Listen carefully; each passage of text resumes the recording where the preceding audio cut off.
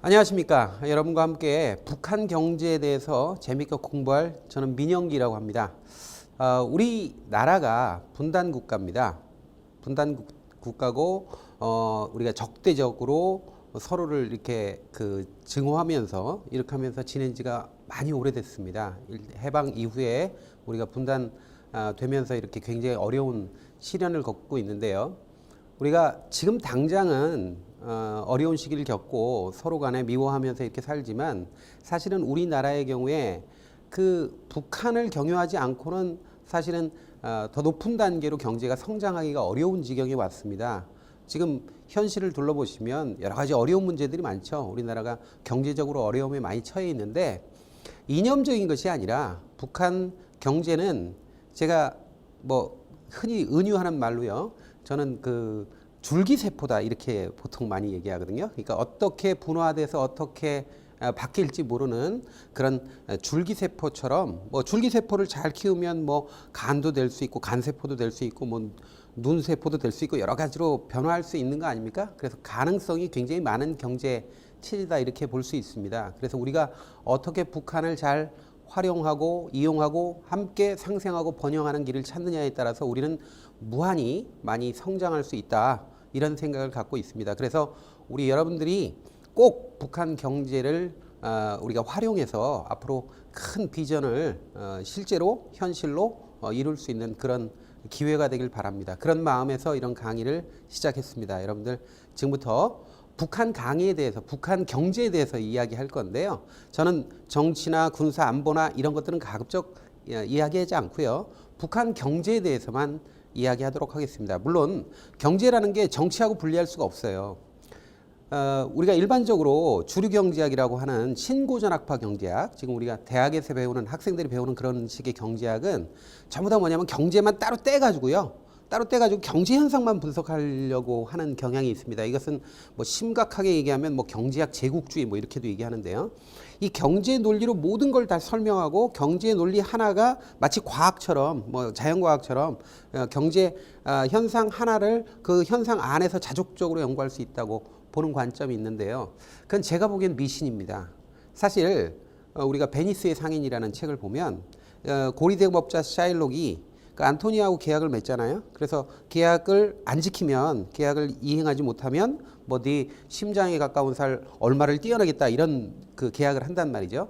그런데 마지막에 그 법관이요. 그 애인이 법관으로 번장을 하잖아요. 그 판사가 그 살을 떼어내긴 떼어내는데 정확하게 살덩어리만 떼어내라. 피도 묻으면 안 되고 체액도 묻으면 안 되고 하여튼 살만 pure flesh죠. 순수한 살덩어리만 떼어내라 이렇게 선고를 합니다.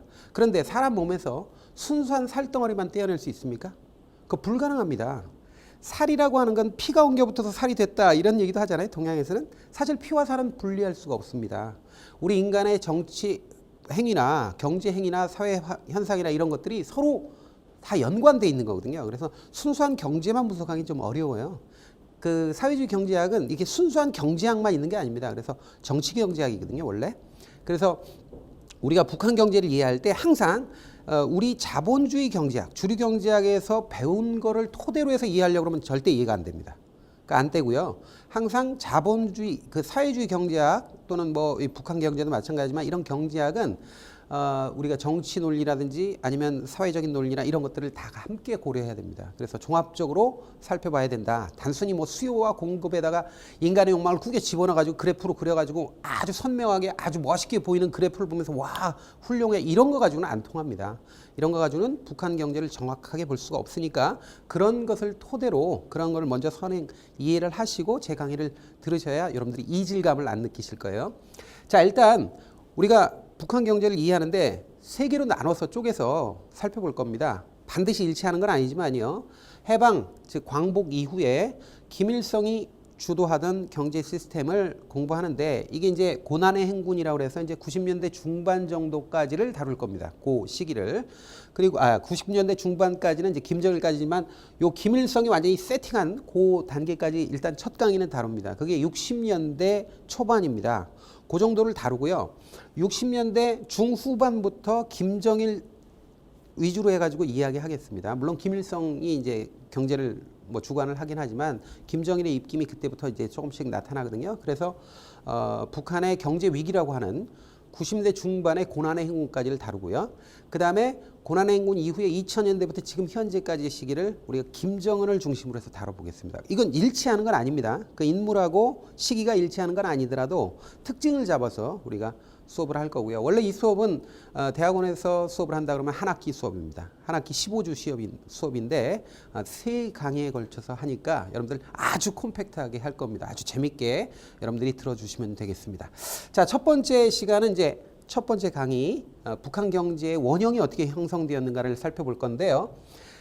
제가 이렇게 이야기했습니다. 빨치산이라는 말을 써요. 빨치산. 빨치산이라는 말은 파르티잔, 여기서부터 출발했다 이런 사람들도 있고요. 그럼 프랑스에서 뭐 정당인이라고 하는 파르티잔에서 나왔다, 파티에서 나왔다 쉽게 말해서 영어로 이렇게 얘기하는데 어쨌든 좌파 게릴라를 빨치산이라고 합니다. 그래서 우리나라 독립운동이 이 동북지방에서 만주지방에서 동북 삼성 쪽에서 이제 독립운동이 좌파 독립운동가들이 많이 나왔어요. 그 사람들 중에 한 사람이 김일성입니다. 그러니까 빨치산들은 김일성도 있지만 뭐 김책이라는 사람도 있고요, 최용건도 있고, 그다음에 지금 뭐 최룡의 아버지라고 하는 최현이라는 사람도 있고 많습니다. 많은데 그 사람들이 대개 보면 김일성이 선배예요. 김일성보다 뭐 김책은 9살이 위고 최용건은 12살이 위고 이렇습니다. 그런데 그 많은 선배들을 제치고 김일성이 권력을 잡습니다. 잡아서 해방공간을 주도하기 시작합니다. 그런데 그거에 대한 얘기는 정치적인 얘기니까 빼고요. 어쨌든 이 사람은 빨치산입니다. 빨치산이고 요 사람이 자기가 그리던 공동체, 경제 공동체를 만들어 나가는 과정이 바로 북한 경제를 세팅하는 과정이다. 이렇게 볼 수 있다는 거죠. 여기서 먼저 우리 북한에 대해서 또는 통일에 대해서 우리들이 보통 어떻게 생각하느냐 한번 살펴보죠. 일단 작년에요. 서울대 통일병화연구원에서 설문조사를 했어요. 이거 매년 한 번씩 하는 건데요. 통일의 필요성, 통일의 이익, 요것만 제가 발췌해서 알려드리는데요. 그거 말고도 뭐 많이 설문조사를 했습니다. 근데 통일의 필요성에 대해서 우리나라 국민들은요, 대충 통일이 필요하다라고 얘기하는 분들이 한 53%, 그 다음에 통일은 별로 필요하지 않다 하는 분들이 22%예요. 그러니까 통일이 뭐 안 해도 된다. 우리끼리 그냥 살자. 뭐 속된 말로 그 못 사는 사람들 우리가 끌어안아 가지고 그거 그냥 돈 대주고 뭐 보장비 복지비 나가고 혼란스럽고 지금 여기 우리나라에 들어와 있는 조선족 뭐 그다음에 뭐 이주 외국인 뭐 이게 많잖아요. 그런데 이런 분들도 지금 골치 아프고 보기 싫은데 뭐 그 뭐 못 사는 사람들까지 우리가 끌어안아야 되느냐 이런 생각 많이 합니다. 생각보다. 사실 이 설문조사보다 더 많을 수도 있어요. 많을 수도 있는데 설문조사니까 좀 점잖게 반민족적인 그런 내가 반민족적이지 않나 이런 오해를 받을까 봐 오히려 필요하다 이렇게 체크한 분들도 많을 겁니다. 그런데 어쨌든 우리가 지금 과거에 비해서 통일에 대해서 무관심하거나 아니면 뭐 통일이 별로 필요하지 않다라고 느끼는 분들이 많다는 거예요. 많게 되었다라는 거죠. 이건 우리가 통일을 이나 아니면 뭐 당장 통일이 꼭 돼야 된다 이런 생각은 저도 안 합니다. 그게 대혼란을 일으키기 때문에 그건 뭐 그건 나중에 얘기고요. 어쨌든 남북이 상생하고 협력하는 데 있어 이런 생각을 통일에 대해서 별로 필요하지 않다 이런 생각은 조금 어려운 것이 아니냐 이런 게 이제 우리가 한번 확인해 봐야 되겠고요. 그 다음에 통일을 하더라도 그건 국가의 이익이지 나의 이익은 아니다. 이거 되게 큰 거거든요. 그러니까 개인적인 이익은 나에게는 크게 이익은 안 된다. 그러나 국가 차원에서는 이익이 될 것이다. 이렇게 생각하는 분들이 53%고요. 나한테는 국가한테는 이익이 되지만 나한테 이익이 되느냐? 내 개인적으로도 이익이 된다 하는 분들이 의외로 4분의 1 정도밖에 안 됩니다. 그러니까 이것은 나에게도 이익이 된다라고 생각하는 사람들이 많아져야 통일이나 아니면 경제협력 같은 것들이 활성화돼요. 그래서 실제로 경협을 통해서 북한과 교류하는 걸 통해서 이익이 되고 북한에도 이익이 되고 우리나라도 이익이 돼서 계속해서 이 뭐 이렇게 협력 사업 같은 걸 지속적으로 해야 이게 통일에 대한 기반이 조성된다 이렇게 볼 수 있다는 겁니다. 자, 그러면 우리가 북한 경제를 제대로 이해하기 위해서 먼저 사회주의 경제라고 하는 것이 어떤 것이냐 한번 살펴봐야 되거든요. 북한 경제 이해를 위한 기초로 먼저 사회주의 경제라고 하는 것이 자본주의 경제 이론과 어떻게 다른가 이걸 좀 잠깐 보겠습니다. 그리고 소련식 사회주의, 이게 북한 사회주의가요. 북한 경제 체제가 소련 체제를 그대로 이식한 거예요. 사실상. 그렇기 때문에 소련식, 지금은 이제 망했죠. 망했지만 소련이 초기에 어떻게 사회를 세팅했는가 이걸 잠깐 보고요. 그 다음에 북한식 사회주의를 살펴보겠습니다. 자, 일단 여러분들이 이게 누군지 뭐 아시는 분은 아시고 뭐 모르시는 분은 모르겠지만 처음에 요 사람이 마르크스입니다. 그 다음에 엥겔스고요. 그리고 레닌이고요. 스탈린이고요. 마오쩌둥입니다. 이런 사람들이 전부 다 사회주의 이론가죠. 이 사람들 전부 다 무식한 사람들이 아니에요. 조금 무식한 사람들은 스탈린이 조금 무식했어요. 그리고 거의 석학입니다. 이 사람들. 마오가요. 얼마나 대단히 학식이 뛰어난 사람인지 몰라요. 여러분들 혹시 중국에 가시면 만리장성 가시면요. 비석 하나 큰 거 있습니다. 근데 그 비석에 쓴 글이 마오가 쓴 글입니다. 근데 그 글이요. 천하명필이에요. 명필입니다. 진짜로 잘 씁니다. 글씨. 그래서 이 사람이 교양인이에요. 그러니까 그렇게 막 이렇게 막 함부로 아무것도 머리에 든 것도 없는데 막 설치고 그랬던 사람들이 아닙니다. 다 일가가 있는 사람들이거든요. 뭐 스탈린은 좀 빼고요. 스탈린은. 근데 어쨌든 이 사람들이 세팅을 한 거예요. 사회주의를. 그걸 많이 영향을 받은 겁니다. 자, 그러면 우리가 이런 거 한번 생각해 보세요. 자본주의 경제학. 우리가 주류 경제학이라고 하는 우리 학생들이 보통 경제학 교과서로 처음에 보는 게 대학에서 맨큐의 경제학 이런 거 많이 봅니다. 또는 뭐 크루그먼의 경제학. 그다음에 뭐 서울대학교 모모 교수님이 쓰신 무슨 경제학 이런 거 본단 말이에요. 그런데 그 경제학이 전부 다 뭐냐면 폴 사무엘슨이라는 분이 처음에 집필한 60년대가 70년대 만든 그걸 족본으로 해서 만든 거거든요. 그 신고전 종합이라고 그래요. 신고전학파 종합이라고도 보통 하는데 거시경제는 케인스 경제학이고 미시는 뭐 신고전학파 이렇게 해가지고 이렇게 섞어놓은 겁니다. 근데 거기서는 뭐냐면 전부 다 뭐냐면 인간은 이기심을 충족하는 존재고 인간은 전부 다 이기적이야. 전부 다 이기적이고 그 다음에 인간이라고 하는 거는 이 자원은 희소하다. 이렇게 스퀘어서티가 희소성 근거라고 하지 희소성 명제라고 하는데 인간을 만족시킬 수 있는 재화는 희소하고 인간의 욕망은 무한하다는 거예요. 이 경제학 교과서에 맨 처음에 나오는 겁니다. 그러면 인간은 무한한 욕망을 가지고 욕심이 한이 없어. 근데 자원은 희소해. 그러면 내가 저 자원을 얻기 위해서는 딴 사람한테 뭐 두드러 패든가 이런 걸 안 하고 경제적인 어떤 선택을 해야 된다 그러면 경제적으로 활동하려고 그러면 나의 이익이 극대화되게 나의 만족을 극대화하는 방식으로 해야 된다. 그 과정에서 기회비용이라는 게 있다. 그러니까 무엇인가를 얻기 위해서는 다른 무엇인가를 포기하지 않으면 안 되는데 포기하는 것보다 얻는 게 더 커야 된다. 그 이윤을 극대화해야 된다. 뭐 이런 논리로 지금 시작을 합니다. 경제학이. 그리고 자유시장이라는 게 있다고 보는 거예요. 자유시장이 있어서 보이지 않는 손이 작동한다. 그래서 정부가 이거 해라 저거 해라 안 해도 된다. 그 아담 스미스가 그랬죠. 정부는 아무것도 하지 말고 그냥 도둑놈만 잡아라. 자유방임주의라고 그래요. 그리고 그런 국가를 야경국가라고 그래요. 그런 식으로 놔두면 시장에서 알아서 그냥 작동해서 이렇게 잘 조절된다. 이렇게 보는 게 자유시장 이론, 프리마켓 이론입니다. 그리고 인간은 합리적이다 하는 걸 전제로 해요. 모든 이론이. 근데 여러분들 있잖아요. 이윤극대화의 논리가 모든 일상생활에 다 적용됩니까? 여러분들이 부모님이나 아니면 내 자식이나 한테 이윤극대화를 위해서 행동합니까? 친구들이랑 가끔 이렇게 식사를 하거나 해가지고 돈을 낼 때 저는 내가 이거 얼마를 쓰면 얼마가 돌아올 거야. 꼭 이런 생각 가지고 합니까? 근데 이런 경제 논리를 모든 인간 생활의 모든 부분에 다 적용하려고 하면 거기서 무리가 생겨요. 그리고 또 하나 자유시장이 과연 있느냐. 보이지 않는 손이 항상 작동해서 정부가 규제하지 않고 정책도 필요 없고 그냥 모든 걸 시장에 다 맡겨놓으면 이 세상이 잘 조화롭게 돌아갈까요? 그리고 자유시장이라는 게 과연 있을까요? 우리는 지금 주류 경제를 공부하는 게 아니니까 그냥 요것만 짚고 넘어가겠습니다. 그런 건 없다고 보는 겁니다.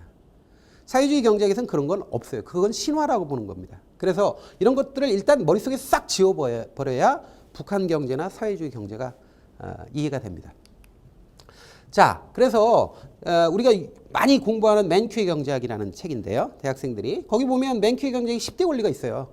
그래서 모든 선택에는 대가가 있고 선택의 대가는 그것을 얻기 위해 포기한 무엇이다. 뭐 기회비용이죠. 항상 한계적으로 인간은 경제적 선택을 한다. 그 다음에 경제적 유인에 반응해서 조금이라도 이익이 있으면 그쪽으로 간다. 사람은.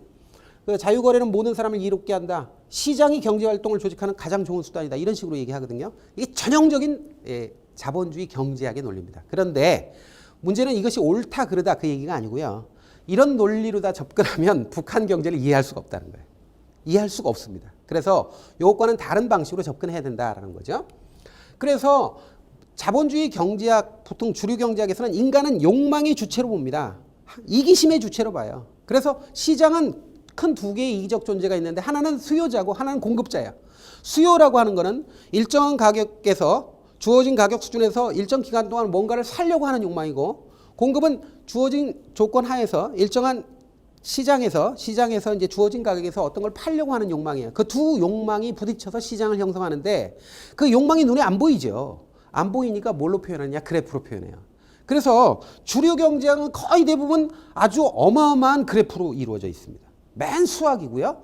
그다음에 뭐 방정식을 풀고 그다음에 뭐 이렇게 합니다. 그 미분 같은 거 기본적으로 해야 됩니다. 그래서 뭐 거시경제학 같은 거 하면 뭐 미분 방정식도 해야 되고요. 그다음에 뭐 행렬, 수열 뭐 이런 것도 다 해야 됩니다. 그래서 이제 그래프로 가득 차 있죠. 이게 전부 다 뭐예요? 인간의 욕망을 계량적으로 측정할 수 있다고 보는 거예요. 그래서 저 그래프의 가장 효용이 높은, 가장 뭔가 얻을 게 많은 그 지점에서 인간이 행동해야 된다. 뭐 이런 식으로 얘기하는 게 기본적인 논리죠. 근데 그런 것들을 전부 걷어치워야 된다는 겁니다. 이런 방식으로 이해하면 북한 경제를 이해할 수가 없다는 얘기입니다. 자, 사실 우리가 자본주의 경제학의 시조하면 누구예요? 경제학의 시조가 1776년도에 우리가 그 책으로 발표가 됐죠. 국부론이라는 책입니다. 사실 이름은 그 국부론이라는 이름보다 더 긴데요. 국부론이라는 책을 쓴 아담 스미스라는 사람이 경제학의 시조로 잡습니다. 근데 이 사람이 강조한 게 뭐예요? 시장이에요. 보이지 않는 손. 시장을 강조합니다. 그런데 사회주의 경제학의 시조라고 하면 마르크스죠. 근데 마르크스의 자본론이라는 책은요, 처음에 시작이 상품입니다. 그럼 왜 상품이냐? 상품은 누구에게인가 팔기 위해서 만든 물건을 상품이라고 하는데요. 상품은 눈에 보이는 물질로 보이죠. 근데 그 물질이 아니라 사실은 인간관계가 거기에 숨어 있다는 겁니다. 상품을 만드는 그 순간에, 상품이 만들어지는 과정에 누군가 이걸 만드는 사람이 있어요. 노동자가. 이걸 소비하는 사람이 있고, 그 과정에서 상품을 만드는 과정에서 잉여인 이윤이 생기면 이윤을 또 가져가는 사람이 있습니다. 그게 얽혀 있는 게 상품입니다. 그러니까 마르크스의 방법론에 고유한 건 뭐냐면, 어떤 물건이 있다, 물질이 있다 그러면 물질을 물질로 보는 것이 아니라 물질 배후에 있는 사회적 관계를 봐야 된다는 거예요. 사회적 관계에 곧 밑에 도사리고 있다는 거죠. 거기가 권력 관계가 있다는 겁니다. 그래서 그 권력을 해부하는 과정이 분석의 과정이에요. 그래서 이런 방식으로 이해를 하는 것이 사회주의 경제의 첫 단추다, 이렇게 볼 수 있다는 겁니다. 그리고 사회주의 경제에서는 경제 자체를 사회하고 분리하지 않아요. 자연과도 분리하지 않습니다. 그래서 자연을 변형시켜서 인간에게 이로운 것들을 만들어내는 모든 과정이 경제예요. 그러니까 인간의 사회적 관계와 자연적 관계, 자연과 상호작용하는 모든 과정이 그게 경제고, 경제 영역이고, 이 과정에서 인간이 자연을 변형시키는 모든 행위를 노동이라고 합니다. 그러니까 인간이 자연을 도구로 해서 자기에게 이로운 걸 변화시키는 모든 과정이 다 노동이에요. 그러니까 노동은 어디 건설 뭐 공사판에서 이게 뭐 벽돌 나르고 이것만 노동이 아니라 인간이 하는 모든 웬만하면 가치를 발생하는 것들, 이런 것들을 노동이라고 하는 거죠. 물론 예외적인 노동도 있지만 어쨌든 이렇게 보는 겁니다. 그래서 이런 걸로 이해의 첫 단추로 들어가야 되겠고요. 소련식 사회주의를 북한이 이식했다 그랬죠. 이 사람이 스탈린입니다. 그리고 소련의 초기에 경제 이론가 아주 유명한 사람이 있죠. 프레오브라젠스키라는 사람이 있고요. 또 부하린이라는 사람이 있는데 이 두 분이 이제 조금 성향은 다르지만 나중에 스탈린한테 전부 다 죽어요. 죽는데 어쨌든 요 사람들 꾸리에서 말이죠. 이게 전략이, 경제 그 틀이 나옵니다. 그래서 중공업 우선 발전 전략, 요게 그대로 북한에 이식이 되고요. 그 다음에 사회주의 시초 축적론이라는 게 있어요. 요거는 좀 어려운 내니까 됐고, 그 다음에 사회주의적 소유제도 있죠. 그러니까 사회주의적 소유제도는 뭐냐면 생산수단은 모두 사유화하는 거예요. 사회화하는 거예요. 가끔가다 어떤 분들이 북한에는 사유재산이 없다, 이런 분들이 있어요. 그거 아니에요. 사유재산이 있어요. 그러니까 개인적인 소비품이나 이런 건 사유재산이에요. 그거 훔쳐가면 처벌받아요. 그거 다 나누는 게 아니에요. 그게 아니라 사회주의적 소유라고 하는 거는 이건 뭐냐면 생산수단만 사회화하는 거예요. 그러니까 내가 가지고 있는 개인 소비품이 있잖아요. 그거는 개인 소유예요. 사유라고요, 그게. 그러니까 사유가 하나도 없는 게 아닙니다. 이게 이제 사회적 소유제도고, 그 다음에 경제는 계획 경제예요. 그러니까 시장에 맡기는 게 아니에요. 시장에 맡기는 게 아니라 국가가 중앙에서 계획을 하는 거예요. 계획해서 그거에 맞게 너는 어디 가서 어떤 일을 해서 무엇을 얼마만큼 생산해라, 이렇게 지령을 합니다. 그래서 일명 지령 경제예요. 이렇게 돼 있습니다. 자, 그러면 북한식 사회주의는 바로 이걸 토대로 해서 후진 식민 농업국이었던 북한이 각각 경제 정책이나 경제 관리 제도나 경제 전략을 통해서 생산력이나 생산 관계에 있어서는 이게 사회주의적 생산 관계, 그러니까 모든 사람이 평등하다 뭐 저 이런 게 있잖아요. 그런 거 하고 그다음에 생산력을 폭발적으로 증가시켜서 빨리 선진국을 따라잡고 사회주의적 개조를 해서 사회주의를 이렇게 정상화시킨다라는 것이 김일성의 첫 번째 목표였습니다. 그럼 이 토대에 따라서 어떤 방식으로 북한식 사회주의가 이제 큰 테마가 있느냐. 첫 번째는 자리적 민족 경제론이에요. 그러니까 우리가 할 수 있는 건 우리가 다 해서 생산을 외세에 의존하지 않는다는 거예요. 경제를 외세에 의존하지 않겠다 이런 겁니다. 흔히들 자립적 민족 경제론 하면 사람들이 이렇게 얘기해요. 아, 니네들끼리만 요 안에서만 생산해가지고 먹고 살고 이렇게 하는 건 자급자족 아니냐? 자급자족이 아닙니다. 세계 경제는 자급자족 할 수 없어요. 이게 우리가 보통 자급자족을 아우타르키라고 하는데 아우타르키가 아니에요. 그게 아니라 주체적으로 할 수 있는 바를 이게 우리가 해서 외세에 아주 치명적으로 의존하는 그런 방식으로 외세 의존적 경제를 안 하겠다는 얘기지 무조건 우리끼리만 생산한다 그건 아니에요. 두 번째는 경제국방병신 노선인데 이건 본격화된 게 60년대입니다. 우리가 나중에 다룰 거고요. 그다음에 현지 지도하고 혁명적 국무준 노선이 있는데 한번 생각을 해보세요. 자본주의 경제는요. 내가 일을 안 하면 굶어 죽습니다. 에? 그리고 내가 활동을 해서 내가 열심히 일을 안 하잖아요. 그럼 바로 노숙자 돼요. 그런데 사회주의는 그런 거 없어요. 이윤 동기가 없단 말이에요. 한마디로. 그러니까 내가 열심히 하면 굶어 죽을 수도 있고 잘 살 수도 있고 이런 게 자본주의 아니에요? 거기서 빈익빈 부익부 또 능력에 대한 차별이 분명히 존재하죠. 그런데 사회주의는 그게 없어요. 사회주의는 이론적으로 너는 국가가 지령에 따라서 여기 가서 얼만큼 일해라 이렇게 하면 열심히 일을 안 하든 어쨌든 국가가 기본적인 생존을 보장해 주는 거란 말이에요. 그럼 열심히 일하고 싶겠어요? 안 하죠. 열심히 일을 안 하죠. 그럼 그 사람들 열심히 일하게끔 어떻게 해야 돼요? 돈을 더 줘요? 그건 자본주의라니까요. 돈을 더 주고 가화폐 만들어서 쿠폰 같은 거 만들어서 이렇게 더 열심히 해 이렇게 자극하다 숙청됐어요. 전부 다. 북한에서. 그런 사람들이 있었어요. 근데 그거는 숙청돼요. 그러면 어떻게 하느냐? 결국 이 사람들을 열심히 해서 일하게 해서 생산성을 높이려면 뭐가 필요해요? 종교가 필요합니다. 근데 사회주의는 종교가 없잖아요. 그래서 수령이 나서는 거예요. 수령하면 여러분들이 북한에만 있는 걸로 생각한단 말이에요. 여러분 생각해 보세요. 수령이 없는 사회주의 국가가 있나? 스탈린이 수령이었고 마오쩌둥이 수령입니다. 유고슬라비아 티토도 수령이에요. 다 사회주의 국가는 이렇게 상징적인 권위를 가진 누군가가 있어야 돼요. 그래야 이 사람들이 그걸 따르면서 거기에 따라서 생산력을 폭발적으로 증가시켜요. 그래서 수령이 현지 지도를 합니다. 나가서 직접 가가지고 뭐 생산 현장에 가서 이렇게 열심히 해라 뭐 이렇게 하면 와 하면서 이렇게 하거든요. 그게 이윤 동기를 대체하는 거예요. 그리고 또 혁명적 군중 노선을 합니다. 그래서 자꾸 북치고 장구치고 선전성동대 가가지고 출근하는 데 가가지고 막 노래 부르고 그런단 말이에요. 공장 앞에서. 이게 뭐예요? 결국 노동을 그러니까 경쟁적으로 증산운동하거나 생산성을 높이기 위한 수단입니다. 그래서 북한은요. 이 노동당 조직이 굉장히 여러 가지가 있지만 핵심적인 조직이 조직지도부하고 선전선동부예요. 선전이 그만큼 중요해요. 사람들을 의식을 고양시키고 그리고 집단적으로 이 생산력을 높이기 위해서 그런 운동을 하는 겁니다. 이게 당연한 거예요. 그건. 그래서 이걸 포괄적으로 우리는 혁명적 군중 노선이라고 해요. 혁명적 군중 노선의 대표적인 게 천리마 운동 이런 거예요. 그러니까 그 천리마 운동 이런 게 전부 다 그 안에 범주에 들어가 있는 거예요. 그래서 수령을 신격화하고 그다음에 집단적 증산운동이나 뭐 노력경쟁운동 이런 거 하는 게 전부 다 사회주의 국가의 공통적인 거예요. 북한만 그런 게 아닙니다. 그래서 이런 것들을 북한식 사회주의의 특징으로 본다라는 겁니다.